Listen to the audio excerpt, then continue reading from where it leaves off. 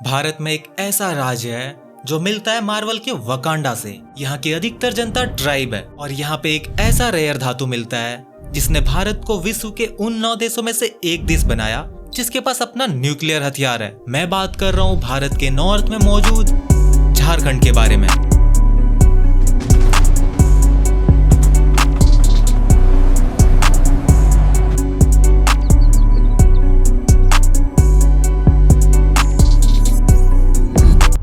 अगर झारखंड को अच्छे तरीके से चलाया जाए तो ये भारत का सबसे अमीर राज्य में से एक हो सकता है। लेकिन सबसे बड़ी विडंबना की बात यह है कि इस राज्य की सबसे बड़ी समस्या ही गरीबी है, क्योंकि मैं भी इसी मिट्टी से हूँ और एक ट्राइब हूँ। मैंने यहाँ गरीबी और गरीबों दोनों को देखा है। आज की वीडियो में हम जानेंगे भारत का सबसे अमीर राज्य में से एक आज भी गरीब कैसे है। 2000 में झारखंड बिहार से अलग होकर बना, इस उम्मीद में कि ये राज्य तरक्की करेगा, यहाँ के आदिवासियों को उनका हक मिलेगा। आज इस बात को 25 साल हो चुके हैं, पर आज भी झारखंड भारत के सबसे गरीब राज्यों में शामिल है। झारखंड गरीबी के मामले में देश भर में दूसरे स्थान पर आता है। और आयरनी की बात तो देखिए, झारखंड जिससे अलग होकर बना वो राज्य आज भी पहले स्थान पर है गरीबी के मामले में। पिछले 25 सालों में झारखंड ने 11 बार सरकार बदलते देखा, 3 बार राष्ट्रपति शासन और 7 अलग अलग प्रकार के मुख्यमंत्रियों ने शासन किया।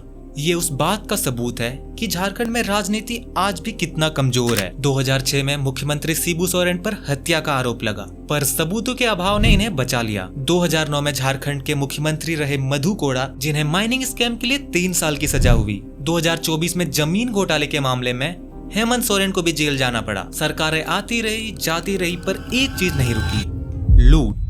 झारखंड को लूटने में सिर्फ सरकारों का हाथ नहीं रहा, सरकार के साथ सरकारी अधिकारियों ने भी झारखंड को लूटने में अपना योगदान दिया। आईएएस पूजा सिंघल 18 करोड़ का मनरेगा स्कैम। और इस बात से ये साबित होता है कि झारखंड को लूटने में झारखंड सरकार का जितना योगदान रहा उतना ही योगदान रहा सिस्टम का। इस भ्रष्टाचार ने झारखंड को अंदर से खोखला कर दिया। अरबों की संपत्ति होने के बावजूद इस राज्य में आज भी कई ऐसे जगह हैं जहां बच्चे भूखे मर रहे हैं। सड़कों की हालात बद से बदतर है। मेरे गांव में भी ब्रह्मांड के निर्माण से लेकर अब तक सड़क नहीं था, पर हाल ही में सड़क बनना स्टार्ट हुआ, जिसके लिए सरकार ने 1.6 किलोमीटर रोड के लिए 1.66 करोड़ रुपए मुहैया कराए, यानी हर 100 मीटर पे 10 लाख।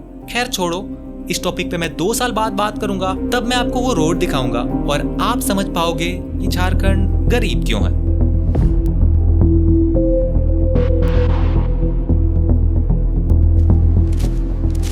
जादू घोड़ा, जिसने भारत को यूरेनियम दिया, लेकिन उसकी कीमत चुकानी पड़ी यहाँ के लोगों को। जमशेदपुर के पास एक छोटा सा इलाका है जिसे UCIL ने 1967 में यूरेनियम माइनिंग के लिए चूज किया। भारत में न्यूक्लियर प्रोग्राम के लिए यहीं से यूरेनियम जाता है, लेकिन यूरेनियम एक रेडियो एक्टिव एलिमेंट है। ये मानव शरीर के लिए एक जहर की तरह काम करता है, या फिर उससे भी बदतर। कैंसर, जन्मजात बीमारियां, बांझपन और कई प्रकार के स्किन डिजीजेस, ये सारे खतरनाक रोग हो सकते हैं यदि आप इस रेडिएशन के चपेट में आते हो। अगर आप आज जादू घोड़ा जाओ तो वहाँ पे आपको हर एक घर में कोई ना कोई ऐसा व्यक्ति मिल जाएगा जो ऐसी ही किसी बीमारियों से जूझ रहा है। सलमा सोरेन को 5 बच्चे मरे हुए पैदा हुए थे, बुत्ती को 6 मरे हुए बच्चे पैदा हुए। इसलिए तो हम लोग को सोच रहा, हम बोल रहा है मेरा आदमी को बार बार जो हम लोग को यहाँ नहीं रहेगा। 2 तो पेट में ही खराब हो गया और 1 8 महीना हो करके। और ये दिखाता है सरकार की नाकामी को। सरकार ने कभी सोचा ही नहीं इन लोगों के बारे में, ना ही इन्हें घर दिए, बस इनका इस्तेमाल किया और रेडियो एक्टिव एलिमेंट ऐसे जगह पे फेंके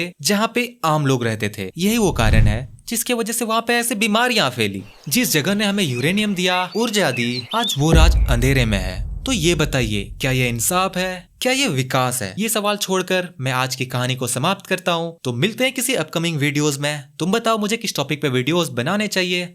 चलो सब्सक्राइब कर देना और लाइक भी। सब्सक्राइब इंपॉर्टेंट है, हाँ कर दो यार।